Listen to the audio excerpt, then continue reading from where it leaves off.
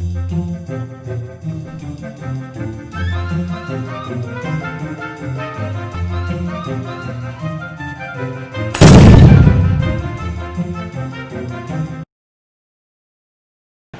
Students, आज हम कर रहे हैं बिज़नेस, जो हमारी फॉर्म्स ऑफ बिज़नेस थी उसका नेक्स्ट टॉपिक। कुछ बुक्स में ये पहले दिया हुआ है, किसी में बाद में दिया होता है। ठीक है, हमने अभी तक जो करे हैं, देखिए हम सोल ट्रेड या सोल प्रोप्राइटरशिप जो है ये कर चुके हैं। ठीक है, इसके बाद हमने किया था पार्टनरशिप। 2 वीडियोज़ में हमने ये टॉपिक पूरा कवर किया। इससे पहले हम जो कर चुके हैं वो हमने एक टॉपिक कवर किया, कोऑपरेटिव सोसाइटीज़। ठीक है, 2 वीडियोस में हमने ये टॉपिक पूरा किया। आज जो हम टॉपिक शुरू कर रहे हैं, ये एक ऐसी फॉर्म ऑफ बिजनेस है जिसकी 2 यूनिक क्वालिटी हैं। फर्स्ट तो ये नॉन कॉर्पोरेट नेचर की है, यानी कि इसका रजिस्ट्रेशन करवाना कंपल्सरी नहीं है। Just like sole trade and partnership, इनका भी रजिस्ट्रेशन करवाना कंपल्सरी नहीं है, या करवा ही नहीं सकते। सोल ट्रेड का तो पार्टनरशिप का करवा सकते हो, कंपल्सरी नहीं है। इसी तरीके से एक और आती है जिसका ना करवाना ज़रूरी है, मतलब करवाना ही नहीं होता है।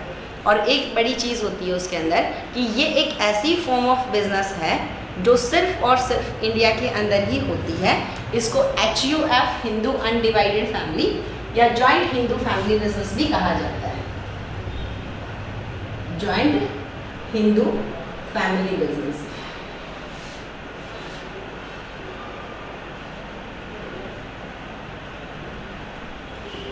तो हमने इसकी जो प्रॉपर्टी बताई, सबसे पहले है ये नॉन कॉर्पोरेट नेचर की है, या रजिस्ट्रेशन करवाना नहीं होता है इसमें। और दूसरी है फाउंड ओनली इन इंडिया। ये सिर्फ और सिर्फ अकेली फॉर्म ऑफ बिजनेस है। सोल प्रोप्राइटरशिप दुनिया के किसी और जगह भी मिल जाएंगे, पार्टनरशिप भी, जॉइंट स्टॉक कंपनीज भी, लेकिन हिंदू अनडिवाइडेड फैमिली सिर्फ और सिर्फ इंडिया के अंदर मानी गई है, फॉर्म ऑफ बिजनेस के तौर पर एक्सेप्ट करी गई है। अब ये हिंदू अनडिवाइडेड फैमिली बिजनेस जो होता है, इस बिजनेस के अंदर क्या कुछ चीज़ें चलती हैं ये हम समझेंगे। देखिए 2 चीज़ होती है, ओन्ड एंड कंट्रोल। हमने शुरू में कहा था 3 चीज़ें हैं, OCM, ओन्ड, कंट्रोल्ड और मैनेज। तो ये कौन करता है? तो ये उस तरीके का बिजनेस होता है जहाँ पर एक बिजनेस है लेकिन जिसको ओन्ड, कंट्रोल्ड और यूँ कह सकते हो मैनेज। ओन, कंट्रोल और मैनेज जो कर रहा है वो कौन कर रहा है? Members of HUF। ठीक है, तो ये जो काम है ये कर रहे हैं members of Hindu undivided family. ठीक है, हिंदू अनडिवाइडेड फैमिली के अंदर एटलीस्ट 2 पर्सन ज़रूर होने चाहिए और उनके पास कोई एंसेस्ट्रल प्रॉपर्टी, पूर्वजों की संपत्ति होनी चाहिए। वो लोग इसको शुरू कर सकते हैं। अब एक बड़ी यूनिक फीचर इसके अंदर ये भी है कि जो ओवरऑल कंट्रोल होता है इस तरीके के बिजनेस का, और बिजनेस को जो डायरेक्शन देने की मेन जिम्मेदारी होती है वो होती है कर्ता and head of the family. Word क्या आ रहा है? कर्ता।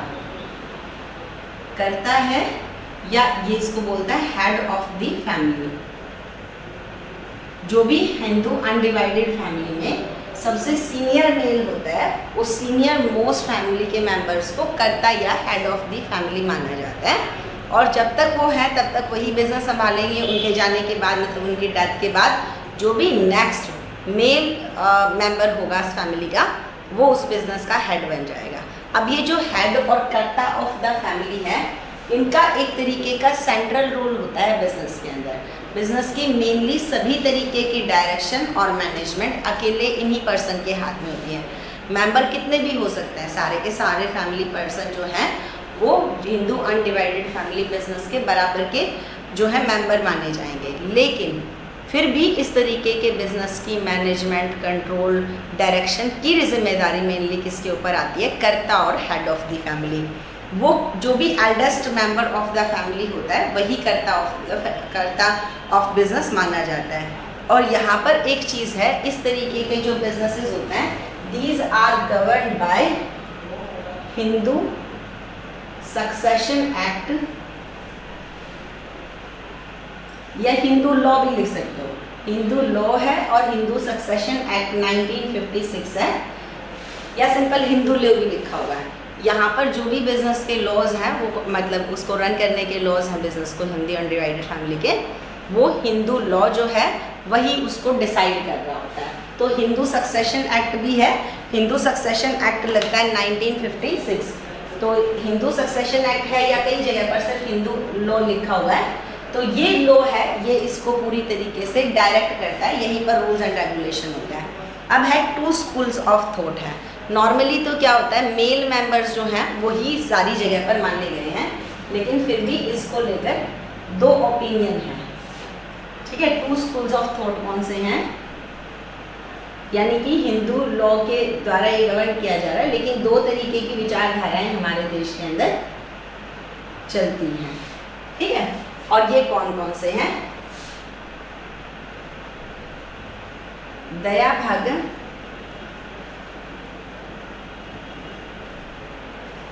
और मिताक्षरा।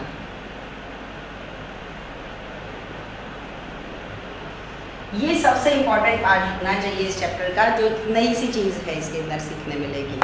देखिए, दया भाग और मिताक्षरा ये 2 स्कूल्स ऑफ थॉट हैं, 2 व्यूज़ हैं जॉइंट हिंदू फैमिली बिजनेस के अंदर। किस तरीके से रूल डिसाइड होते हैं सक्सेशन के, कौन मेंबर होगा, किस तरीके से जो बिजनेस है नेक्स्ट जनरेशन तक जाएगा, इसके बारे में 2 स्कूल्स ऑफ थॉट हैं।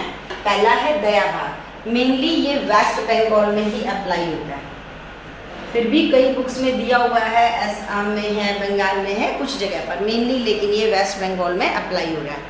और बाकी इंडिया में एक्सेप्ट, तो बाकी इंडिया में मिताक्षरा अप्लाई होता है, India except West Bengal.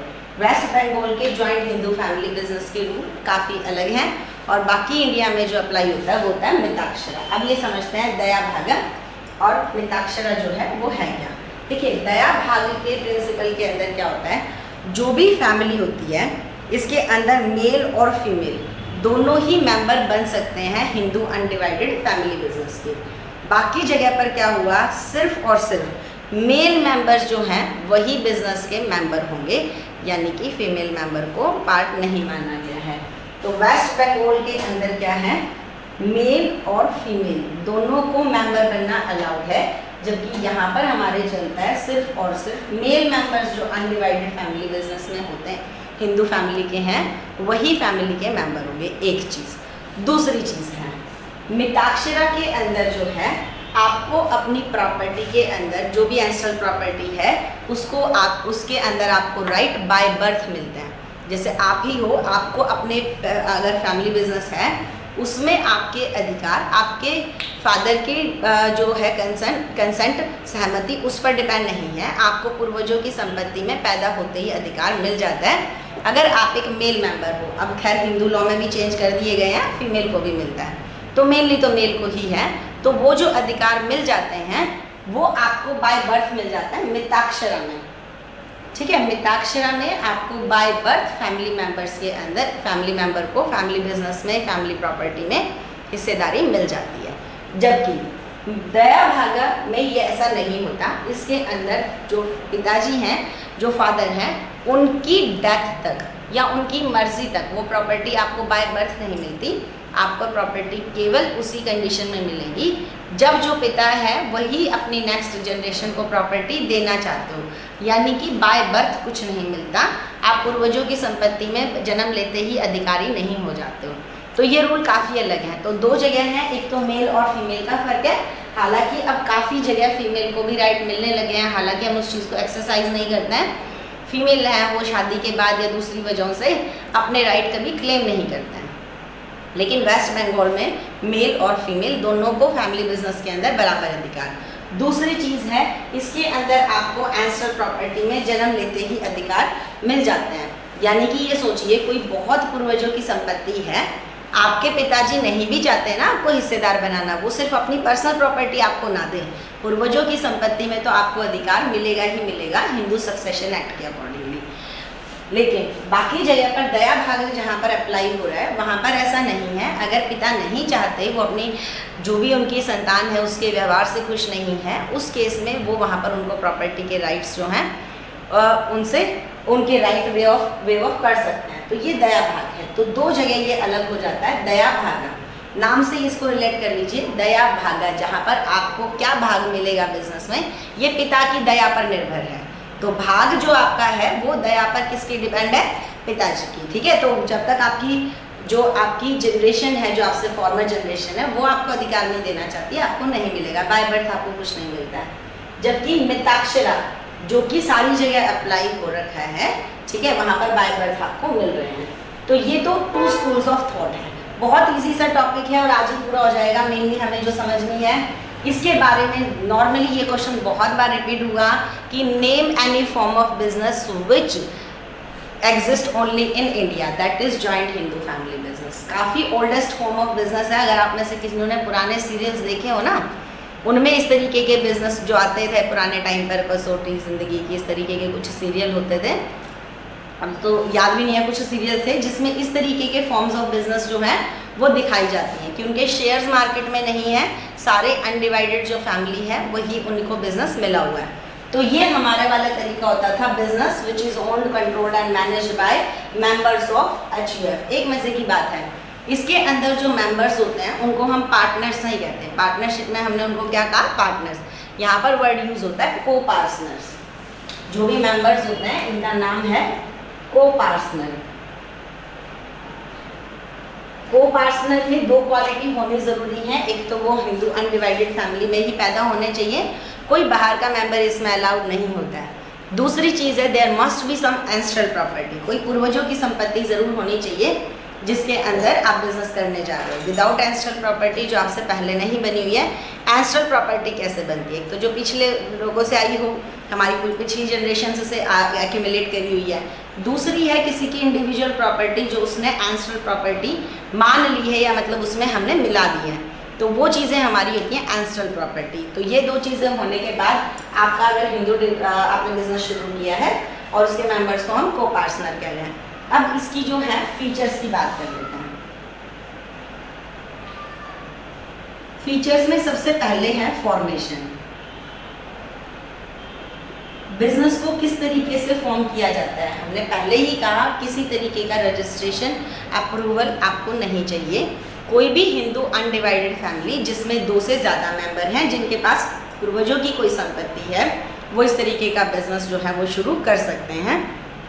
Formation बिल्कुल भी कॉम्प्लिकेटेड नहीं है, विदाउट एनी अप्रूवल आपका बिजनेस शुरू हो जाता है। बाय बर्थ ही कोई भी मेल मेंबर, फीमेल मेंबर, अब तो बाय बर्थ ही आपको इस फैमिली की मेंबरशिप जो है एक तरीके से मिल जाती है। और हेड ऑफ द फैमिली है, उनको कर्ता बोला गया है, वही ऑल इन ऑल, मतलब सर्वे सर्वा सब कुछ वही होते हैं, सब तरीके के डिसीजन वही लेते हैं। उनका मन करे किसी से कंसल्ट करें, नहीं करे ना करें, उनके डिसीजन ही सबसे ऊपर रखे जाते हैं। पहली चीज़ फॉर्मेशन आसान है। दूसरी चीज़ है लाइबिलिटी। ये बड़ी इंटरेस्टिंग सी चीज़ है। इससे पहले हमने जितनी भी पढ़ी उसके अंदर हमारी किस तरीके से चली जा रही है, सोल ट्रेड के अंदर हमने पढ़ा लाइबिलिटी अनलिमिटेड है, पार्टनरशिप में एटलीस्ट 1 की अनलिमिटेड है, कोऑपरेटिव में सबकी जो है लिमिटेड ही है। लेकिन यहाँ पर है लाइबिलिटी 2 तरीके की होती है। जो हमारा कर्ता या हेड ऑफ द फैमिली है, जिसको हमने सब कुछ माना है बिजनेस का, उनकी अनलिमिटेड रहेगी, यानी कि उनकी पर्सनल प्रॉपर्टी को बिजनेस ऑब्लिगेशन को सेटिस्फाई करने के लिए, बिजनेस के लॉसेस ज़्यादा हो गए, उनके पास अपनी पर्सनल प्रॉपर्टी है, उनको यूज़ किया जा सकता है। लेकिन दूसरी जो चीज़ है वो हमारी दूसरे जो मेंबर्स हैं, कर्ता के सिवाय बाकी जो मेंबर्स हैं, रेस्ट ऑफ फैमिली जो उतनी भी होगी, उन सबकी लाइबिलिटी क्या होती है, लिमिटेड होती है। अब मैं आपको फिल्म के एग्जांपल दूंगी तो पता नहीं आप लोगों ने देखी होगी कि नहीं देखी होगी। स्वर्ग एक मूवी है गोविंदा की पुरानी, अगर किसी ने देखी हो तो देखिए। उसमें जो है हिंदू अनडिवाइडेड फैमिली बिजनेस है, राजेश खन्ना होते हैं, उनके भाई होते हैं, वो उनके साथ चीट करते हैं। उनके भाइयों ने अपनी अपनी प्रॉपर्टी बना रखी है, लेकिन कर्ता ऑफ द फैमिली जो है राजेश खन्ना होते हैं, उनकी पर्सनल प्रॉपर्टी को भी बिजनेस ऑब्लिगेशन के लिए यूज़ किया जाता है। लेकिन उनके भाइयों ने अपने सेपरेट बिजनेस भी थे, उनके हिंदू अनडिवाइडेड बिजनेस के साथ साथ उन्होंने अपने फ्लैट्स बनाए हैं, ज़मीनें, वो नहीं यूज़ करी जा सकती, लेनदार उनके ऊपर कोई क्लेम नहीं कर सकते। यही फॉर्मेट होता है हिंदू अनडिवाइडेड फैमिली बिजनेस था कि लाइबिलिटी कर्ता की अनलिमिटेड है और बाकी सभी मेंबर्स जो हैं उनकी लाइबिलिटी जो रहेगी वो लिमिटेड रहेगी। उसके बाद आती है कंट्रोल की। मेंबर्स जो है थोड़ा सा आपने रिस्क ज़्यादा लिया है तो उसका फायदा भी मिलेगा। कंट्रोल ओवरऑल कर्ता के पास ही रहता है। कहने को सभी मेंबर जो है वो को पार्टनर हैं, लेकिन मेनली इसके अंदर जो कंट्रोल होता है वो eldest member of the family या जिसको करता या हेड ऑफ द फैमिली है वही इंजॉय करता है। वो बिल्कुल जैसे सोल प्रोप्राइटरशिप में अपनी डिसीजन मेकिंग की एबिलिटीज़ को यूज़ करता है, कोई उसको चैलेंज नहीं करता, बिल्कुल उसी तरीके से करता यहाँ पर भी पूरे ओवरऑल कंट्रोल में होते हैं बिजनेस के, और कोई भी उस तरीके के उनके डिसीजन को चैलेंज नहीं कर सकता बाकी सब मेंबर। उसके बाद होता है कॉन्टीन्यूटी।